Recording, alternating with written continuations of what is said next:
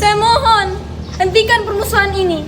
Saya tidak akan menghentikan penyerangan ini sebelum Jepang menyerah kepada sekutu.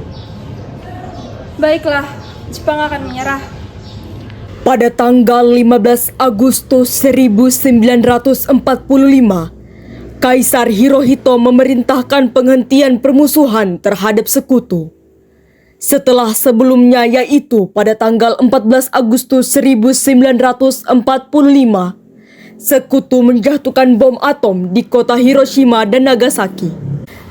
Berita tentang genjatan senjata yang dilakukan oleh Jepang ini disiarkan di radio Jepang dan Tokyo. Ternyata siaran tersebut tertangkap di Indonesia dan Sultan Syahrir mendengarnya. Pada 14 Agustus 1945 petang, Syahrir menyalakan radio dan mendengarkan siaran. We interrupt this program to bring you a special news bulletin. The Japanese have attacked Pearl Harbor, Hawaii by air, President Roosevelt has just announced. The attack also was made on all naval and military activities on the principal island of Oahu. が間髪られます。英雄なる帝国陸海軍は今や決死の戦いを行いつつあります。東亜戦局の平和はこれを Ini berita yang bagus. Aku harus memberitahu mereka tentang berita kekalahan Jepang ini.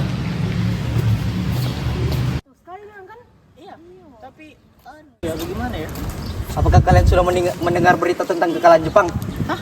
Apakah benar itu? Memang apa telah terjadi dengan Jepang? Dari yang kudengar, sekutu telah menjatuhkan bom di Hiroshima dan Nagasaki. Oleh sebab itu, Jepang melakukan gencatan senjata. Berarti kita harus segera memproklamirkan kemerdekaan. Benar. Jepang sudah tidak memiliki wewenang di Indonesia. Kita harus memanfaatkan kesempatan ini. Setelah mendengar berita kekalahan Jepang, Hairul Saleh segera merencanakan pertemuan dengan anggota golongan muda lainnya untuk membicarakan masalah proklamasi kemerdekaan. Pertemuan ini dilangsungkan di Jalan Pegangsaan Timur nomor 17 Jakarta pukul 8 WIB. Teman-teman sekalian, sudahkah kalian mendengar berita tentang kekalahan Jepang? Belum kawan, dari mana kau tahu tentang itu?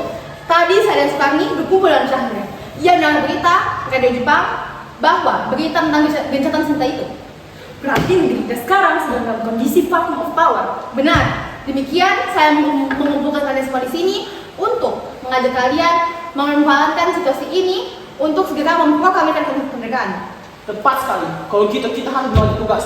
Wikana, Hairul, pergi ke rumah Soekarno untuk memberitahukan berita ini. Saya dengan Bung Darwis akan memerintahkan para pemuda yang lain untuk merebut kekuasaan dari Jepang.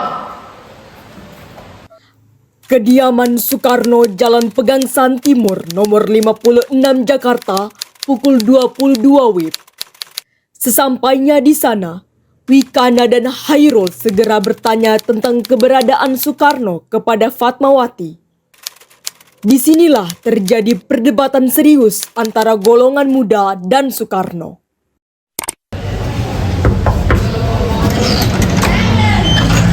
Assalamualaikum. Waalaikumsalam. Cari siapa ya? Pak Soekarno-nya ada, Bu? Oh iya, ada. Sebentar ya, saya panggil kamu. Kita silangkan pakai ini negara ini. Ada yang mencari di depan. Siapa, Bu? Nggak tahu, coba cek aja sendiri.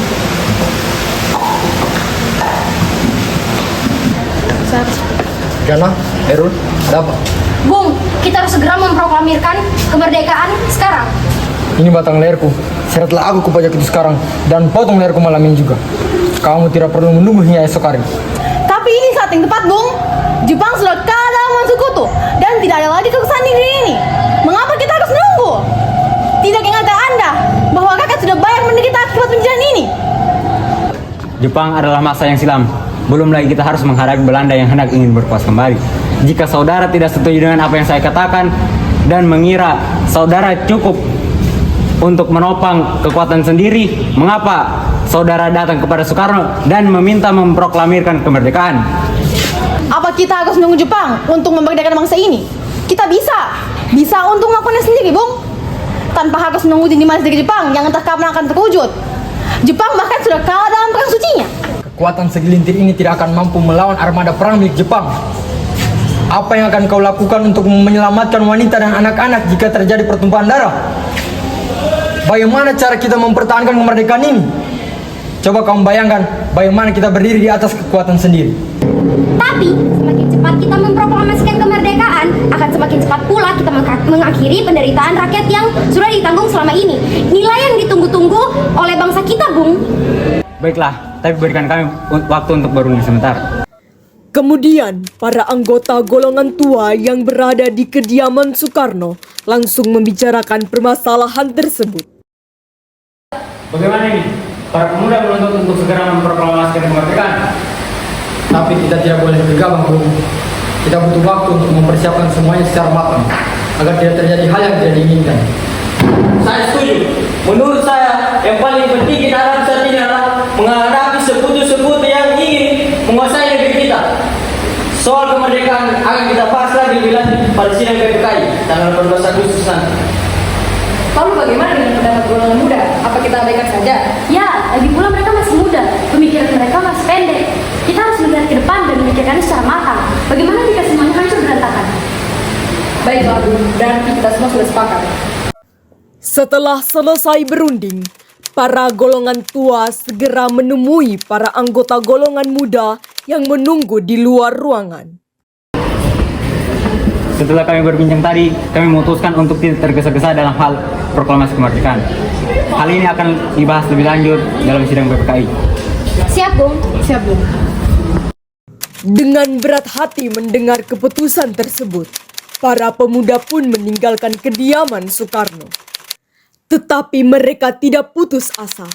Mereka pun menyusun strategi bagaimana membujuk Soekarno dan Muhammad Hatta untuk memproklamasikan kemerdekaan sesegera mungkin. Bagaimana jika kita melakukan pengasingan terhadap Soekarno dan Hatta agar terhindar dari bangku Jepang? Oke, bagus. Tapi di mana wilayah yang cocok? Dan Mas Tenggok, bagaimana jika di sana saja? Apakah di sana jauh dari jangkauan Jepang? Sangat aman, bahkan di sana juga dijaga oleh para pasukan peta. Baiklah, besok dini hari kita akan menjemput Soekarno dan Hatta untuk dibawa ke Rengas Dengklok. Akhirnya mereka memutuskan untuk mengasingkan kedua tokoh itu ke Rengas Dengklok agar terhindar dari desakan pemuda dan pengaruh Jepang di Jakarta. Assalamualaikum. Waalaikumsalam. Ada apa saudara datang sebegini? Kami bermaksud mengajak Anda dan Soekarno untuk ikut kami menuju tempat pengasingan. Tempat pengasingan? Apa yang saudara maksudkan? Ya, kami bermaksud membawa Anda sekalian ke tempat pengasingan agar terhindar dari ancaman bentrok antara rakyat dan Jepang. Sebaiknya Ibu Fatmawati ikut bersama kami untuk agar terjaga keselamatannya. Baik, saya akan mengajak mereka. Ayo. Hilangnya Soekarno dan Muhammad Hatta secara misterius pagi itu menimbulkan kepanikan di kalangan para pemimpin di Jakarta. Peristiwa ini baru diketahui oleh Mr. Ahmad Subarjo. Apakah saudara tahu di mana keberadaan Soekarno dan Bung Hatta? Maaf, saya tidak tahu, Bu. Cepat, katakan di mana mereka sekarang. Dan kami akan menjanjikan keselamatan mereka kembali ke Jakarta. Dan juga kami akan memberi jaminan untuk kemerdekaan pada esok hari. Akankah Anda bersumpah untuk itu? Kau bisa percaya padaku, nak?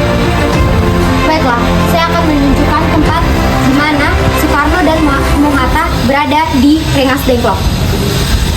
Nak, tolong antarkan kami ke Rengas Dengklok. Maaf, saya Pak. Kalau begitu, ikuti saya. Oke. Jelaskan sekarang mengapa saudara sekalian membawa kami ke sini. Maafkan rancangan kami, Bung, tapi ini demi keselamatan Anda. Kami ingin membahas masalah proklamasi. Bukankah tempo hari sudah kami katakan kepada kalian, masalah proklamasi masih akan dibahas dalam sidang PPKI. Memang benar adanya, tetapi kami berpendapat, mengapa harus menunggu diberikan oleh Jepang?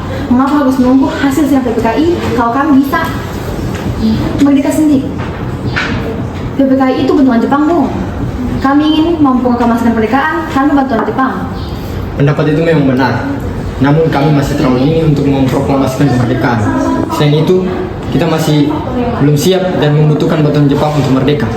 Bagaimana bila perkataan Jepang tentang bangsa kami hanya sebuah janji manis belaka? Apa yang akan Anda lakukan?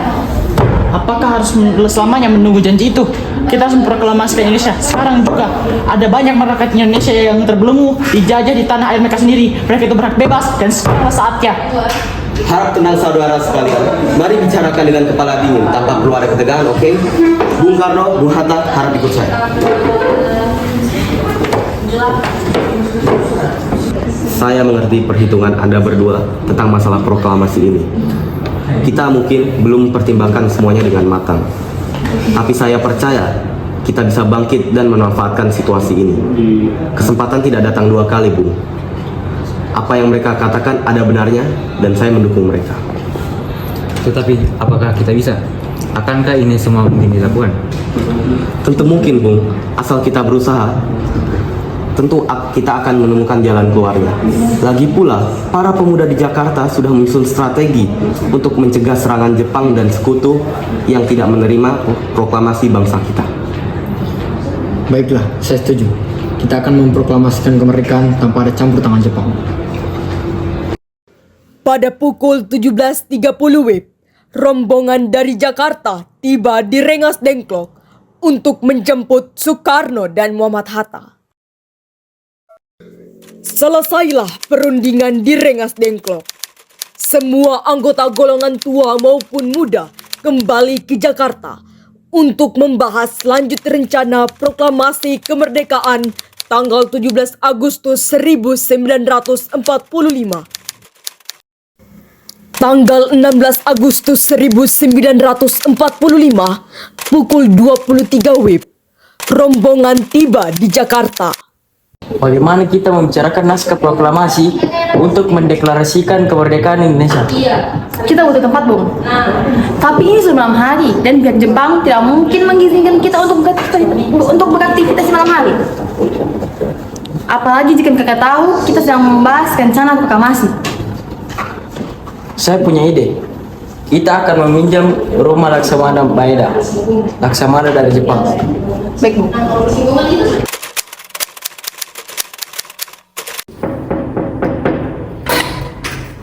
Selamat malam. Ada apa, Bung? Maaf mengganggu malam-malam. Kami butuh tempat untuk membicarakan proklamasi kemerdekaan besok hari. Benarkah itu? Kalau begitu, saya turut gembira mendengar hal ini. Silakan masuk, gunakan ruangan yang kalian butuhkan. Saya akan pergi istirahat dulu. Terima kasih, Pak Bunda. Perumusan teks proklamasi dilakukan di Rumah Maeda. 3 eksponen pemuda, yaitu Soekarni, Sudiro, dan BM Dia menyaksikan Soekarno, Muhammad Hatta, dan Mr. Ahmad Subarjo membahas perumusan naskah proklamasi. Bagaimana kelanjutan naskah proklamasi ini, Bu? Lebih baik kita bahas sekarang, Bu. Tapi negara Indonesia kita belum memenuhi syarat sebagai negara yang utuh. Bagaimana dengan berbunyi kami bangsa Indonesia dengan ini menyatakan kemerdekaan Indonesia? Setuju. Lalu ditambahi dengan kalimat kedua yang berbunyi hal-hal yang mengenai penghinaan kekuasaan dan lain-lain diselenggarakan dengan cara seksama dan dalam tempo sesingkat-singkatnya. Kemudian Soekarno pun membacakan naskah proklamasi tersebut secara berulang-ulang kepada semua hadirin. Acara perumusan naskah proklamasi berjalan lancar. Tidak ditemukan kesulitan untuk menemukan rumusan yang tepat. Sebagai hasil pembicaraan mereka bertiga, diperolehlah rumusan yang ditulis tangan oleh Soekarno. Pada tanggal 17 Agustus 1945, pukul 4 WIB, dibacakanlah rumusan naskah proklamasi untuk yang pertama kalinya di depan para hadirin yang berada di Rumah Maeda yang langsung disetujui. Namun kemudian timbullah persoalan tentang siapa saja yang akan menandatangani naskah proklamasi. Menurut saya, naskah ini jangan ditandatangani oleh pihak Jepang, apalagi PPKI. Memang kenapa? Lalu siapa yang akan menandatangininya? PPKI kan lembaga bantuan Jepang. Kita sudah sepakat bahwa kita akan memproklamasikan tanpa campur tangan Jepang. Kau benar. Bagaimana ini Bung Karno dan Bung Hatta? Adakah yang punya pendapat lain untuk menyelesaikan masalah ini? Bagaimana? jika yang menandatangani naskah orang yang hadir saja, seperti Amerika menandatangani deklarasi mereka dulu. Jangan, kita tidak boleh meniru. Kita harus berbeda dari bangsa lain. Karena ini semua berkat jasa-jasa Indonesia, berarti atas nama bangsa Indonesia. Saya setuju. Selanjutnya punya usulan. Bagaimana jika yang menandatangani naskah Anda dan Bu Hatta saja sebagai perwakilan Indonesia? Usul yang bagus. Bagaimana hadirin? Kami setuju. Setelah semuanya setuju, Soekarno memerintahkan Sayuti Melik untuk mengetik teks proklamasi. Tolong kau ketik teks proklamasi ini. Jagalah teks ini baik-baik.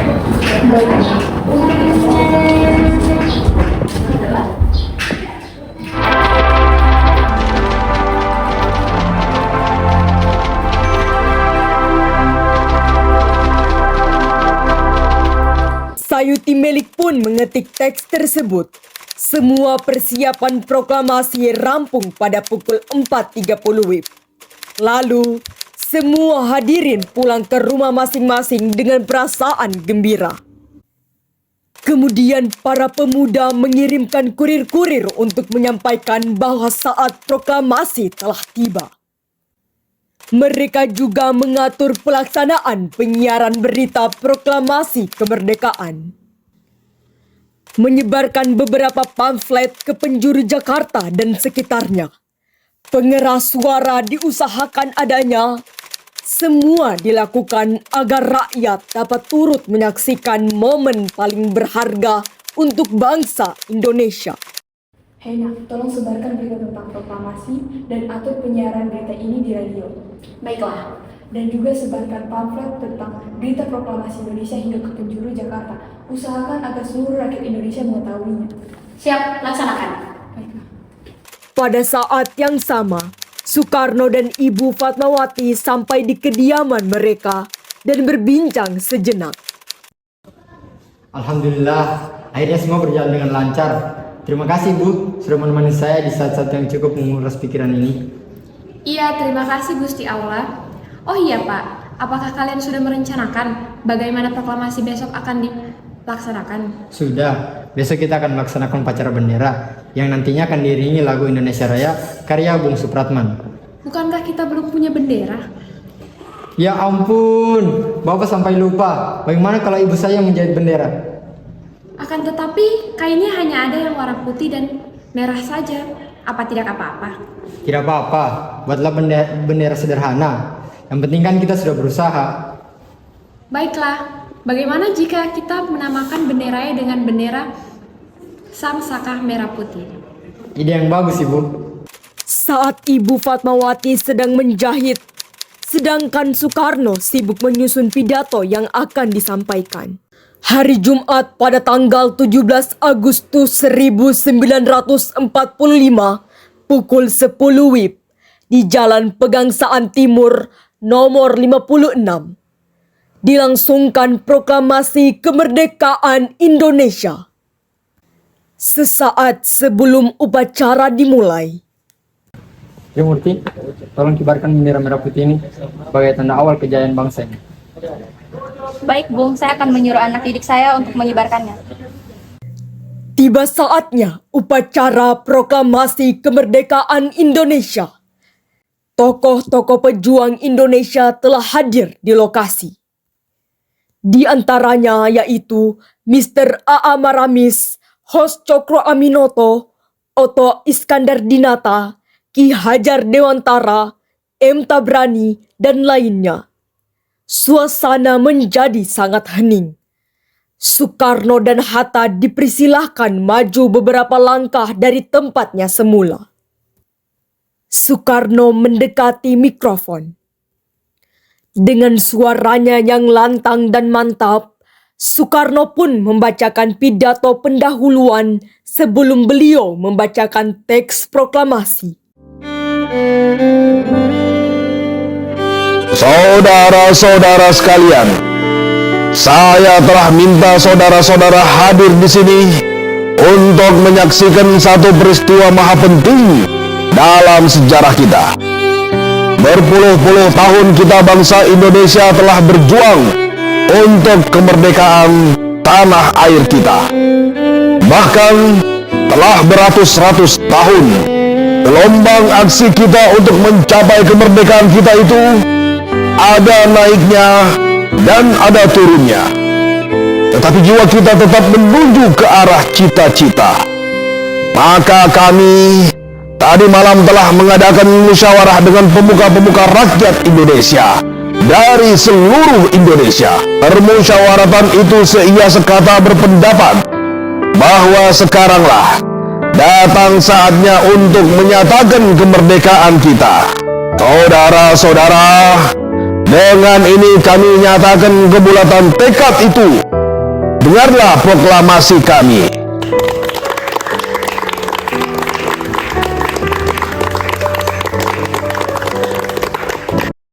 Proklamasi. Kami, bangsa Indonesia, dengan ini menyatakan kemerdekaan Indonesia. Hal-hal yang mengenai pemindahan kekuasaan dan lain-lain diselenggarakan dengan cara saksama dan dalam tempo yang sesingkat-singkatnya. Jakarta, 17 Agustus 1945, atas nama bangsa Indonesia, Soekarno Hatta. Teruskan.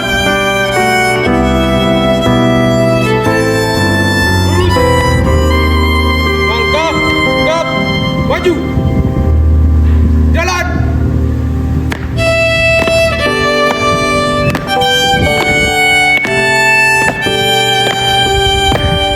Jalan. Cepat. Gerak. Henti. Gerak. Hadap kiri. Gerak.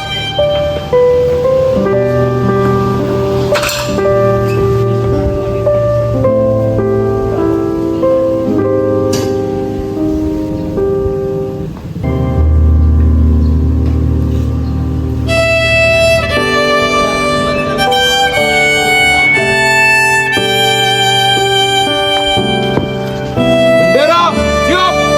Kepada Sang Saka Merah Putih, hormat.